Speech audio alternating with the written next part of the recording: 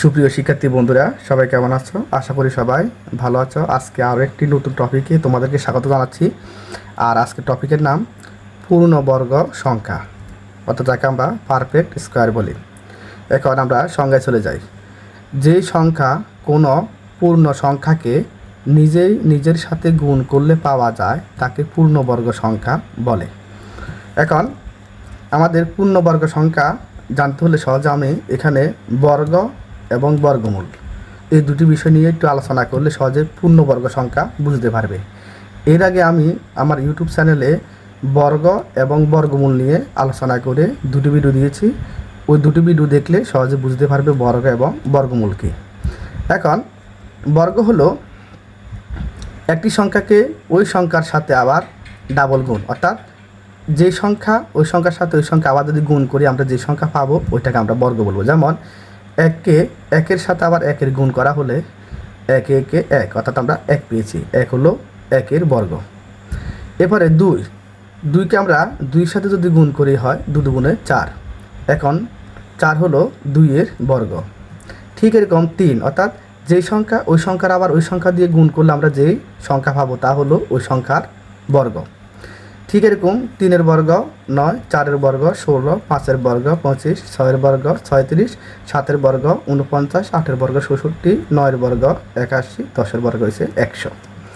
এখন আসি বর্গমূল। বর্গমূলে একের আমরা যদি এটা বর্গমূল চিহ্ন, এখন এই বর্গমূল অর্থাৎ একের যদি আমরা বর্গমূল করি তাহলে 1 আসে।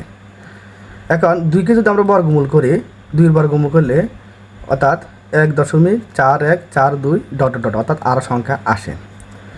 তিনের বর্গমূল করলে 1.7320 অর্থাৎ আরও আছে এরকম সংখ্যা আসে, অর্থাৎ দশমিকের সংখ্যা আসে। অর্থাৎ দুইকে যদি বর্গমূল করি দশমিকের সংখ্যা আসে, 3কে বর্গমূল করলে দশমিকের সংখ্যা আসে, আর 4কে বর্গমূল করলে 2 আসে। ঠিক এরকম 5কে করলে দশমিকের সংখ্যা আসে, 6কে করলে দশমিক দ্বারা সংখ্যা আসে, 7কে করলে দশমিক দ্বারা সংখ্যা আসে, 8কে করলে দশমিক দ্বারা সংখ্যা আসে এবং 9-এর বর্গ করলে আসে 3। এরকম করে 10-এর করলে দশমিক আসে। এরপরে 16 যদি বর্গমূল করি 4, 25-এ বর্গমূল করলে 5, আর 36-এ বর্গমূল করলে 6। এখন বর্গ এবং বর্গমূলের মধ্যে আমরা যে সংখ্যাগুলো দেখেছি তার মধ্যে কোনটি পূর্ণবর্গ আর কোনটি পূর্ণবর্গ নয় এটি লক্ষ্য করো। আমরা এখানে বর্গ করার পরে যে সংখ্যাগুলো পেয়েছি তা হলো পূর্ণবর্গ। এখন বর্গমূল করলে সহজে আমরা পূর্ণবর্গ সহজেই বুঝতে পারবো। যেমন 1-এর বর্গমূল করলে 1, 4-এর করলে 2, 9-এর করলে 3, 16-এর করলে 4, 25-এর করলে 5, 36-এর করলে 6। এখন লক্ষ্য করো, অর্থাৎ যেই সংখ্যা কোনো পূর্ণ সংখ্যাকে নিজে নিজের সাথে গুণ করলে পাওয়া যায় তাকে পূর্ণবর্গ সংখ্যা বলে। অর্থাৎ এখানে আমরা যেগুলো বর্গ পেয়েছি এখানে দশমিক বিন্দু ছাড়া যে সংখ্যাগুলো পূর্ণ সংখ্যা পেয়েছে, অর্থাৎ যেমন 1, 4, 9, এরপরে আছে এরকমভাবে আছে 16, 25, 36, এগুলো পূর্ণবর্গ। এখন প্রশ্ন হলো 2, 3, 5, 6, 7 এগুলো কি? এগুলো পূর্ণবর্গ নয়।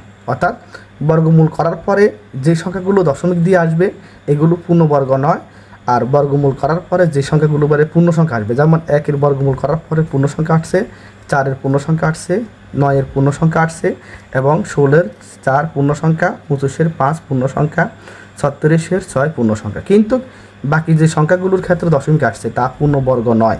তাহলে আমরা পূর্ণবর্গ সংখ্যা সহজে বের করার বুদ্ধি হলো যে কোনো সংখ্যাকে তুমি যদি বর্গমূল করার পরে তা যদি পূর্ণ সংখ্যা আসে তাহলে সেই পূর্ণবর্গ, আর যদি পূর্ণবর্গ সংখ্যা না এসে যদি দশমিক দিয়ে আসে তাহলে পূর্ণবর্গ নয়। আশা করি সবাই বুঝতে পেরেছ। ধন্যবাদ সবাইকে।